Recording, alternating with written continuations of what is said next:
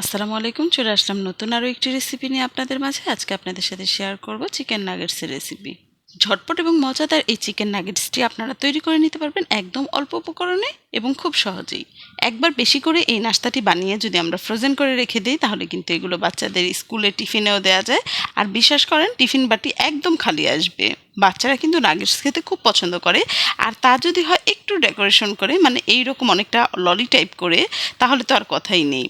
এই নাগেটসগুলোর টেস্ট কিন্তু দোকানের কেনা নাগেটসকেও হার মানিয়ে দিবে। একবার তৈরি করেই দেখেন এবং আমাকে অবশ্যই কমেন্টে জানাবেন আপনাদের নাগেটসগুলো কেমন হয়েছে। তাহলে চলুন রেসিপিটা শুরু করা যাক। প্রথমেই 2 পিস পাউরুটিকে পানি দিয়ে ভিজিয়ে নিচ্ছি। আমি কিন্তু এখানে সর্বোচ্চ বড় সাইজের স্যান্ডউইচ পাউরুটিগুলো নিয়েছি। আপনারা চাইলে নর্মাল ছোট সাইজের পাউরুটিও নিতে পারেন। সেক্ষেত্রে পাউরুটির পরিমাণটা একটু বেশি নেবেন। যেমন 2 পিসের জায়গায় 3 পিস, সাইজ বুঝে 4 পিসও দিতে পারেন। আমি পাউরুটিগুলোকে চিপড়ে ভালোভাবে পানিটা আউট করে নিলাম। এবার একটি ব্লেন্ডার জারে দিয়ে দিচ্ছি মুরগির বুকের মাংস। আমি এখানে এক সাইডের যতটুকু মাংস হয় সবটুকুই নিয়ে নিয়েছি। অ্যাড করে দিচ্ছি সেই চিপড়ে রাখা পাউরুটিটা। 1/4 কাপ পেঁয়াজ কুচি দিয়ে দিচ্ছি। হাফ চা চামচ দিয়ে দিচ্ছি মিক্সড গরম মশলা, আর 1/4 চা চামচ দিয়ে দিচ্ছি গোলমরিচ গুঁড়া, 1/3 চা চামচ দিয়ে দিচ্ছি লবণ, হাফ চা চামচ রসুন বাটা এবং হাফ চা চামচ আদা বাটা।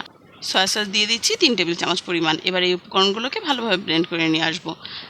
আমাদের ব্লেন্ড করা হয়ে গিয়েছে। এবার একটি পাত্রে নিয়ে নিচ্ছি। আমি কিন্তু এই রেসিপিতে কাঁচামরিচ ইউজ করিনি। আপনারা চাইলে কাঁচামরিচ অথবা শুকনো মরিচের গুঁড়া ইউজ করতে পারেন। আমি মরিচের জায়গায় গোলমরিচটাই ইউজ করেছি। এবার এই মিক্সড উপকরণগুলোকে যে পাত্রে আমি নাগেটস তৈরি করব সেই পাত্রে নিয়ে নিচ্ছি। আপনারা যে কোনো ধরনের ট্রেতে এটা সেট করে নিতে পারেন। এবার চারিদিক সমান করে আমি সেট করে নিব। এখানে সম্পূর্ণ প্লেন করে নেওয়ার পর এবার নিজেদের ইচ্ছে মতন নিজেদের পছন্দ অনুযায়ী সাইজ করে আমি কেটে নিব। নিজের পছন্দ অনুযায়ী পিস পিস করা হয়ে গেলে এই পাত্রটিকে আমি ওভারনাইট রেখে দিব ডিপ ফ্রিজে, বরফ হতে যতক্ষণ লাগে আর কি।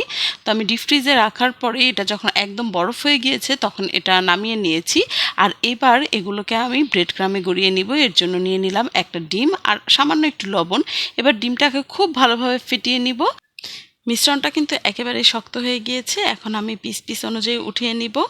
এবার শেপটাকে একটু হাত দিয়ে ধরে সমান করে নিব। ডিমে গড়িয়ে নিচ্ছি। এবার ব্রেড ক্রামে গড়িয়ে নিব খুব ভালোভাবে। ঠিক একইভাবে আমি সবগুলো নাগেটসকে ব্রেড ক্রামে গড়িয়ে নিচ্ছি। চাইলে ঠিক এইভাবে আপনারা ফ্রিজে ফ্রোজেন করে রেখে দিতে পারেন। আর বাচ্চাদেরকে কিন্তু যখন খুশি তখন ভেজে নাস্তা দিতে পারেন অথবা টিফিনও দিয়ে দিতে পারেন। একসাথে অনেকগুলো বানিয়ে রাখলে কিন্তু এই সুবিধাটা পাওয়া যায়। আমি এই নাগেটসগুলোকে সংরক্ষণ করে রেখে দিব ডিপ ফ্রিজে। আর বাকি যেগুলো হয়েছে সেগুলো আমি ভেজে নিব। আমি এক এক করে ভেজে নিচ্ছি নাগেটসগুলোকে। আর এই সময় কিন্তু চুলার আঁচটা একেবারে হাইতে রাখবেন না, তাহলে কিন্তু উপর সাইডটা পুড়ে যাবে, ভেতর সাইডটা ভালোভাবে সেদ্ধ হবে না। আমি চুলার আঁচটা মিডিয়াম লোতে রেখে নাগেটসগুলোকে উল্টে পাল্টে ভেজে নিলাম।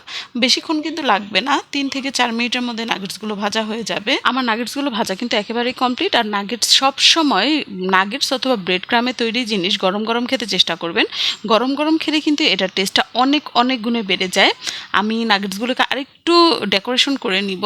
আমি আইসক্রিমের কাঠি দিয়ে ঠিক এইভাবে ডেকোরেট করে নিচ্ছি। আপনারা চাইলে এরকম করে নিতে পারেন অথবা কাঠি ইউজ না করলেও কিন্তু কোনো সমস্যা নেই। নাগেটসগুলো কিন্তু এমনিতেও দেখতে অনেক বেশি কিউট হয়ে থাকে।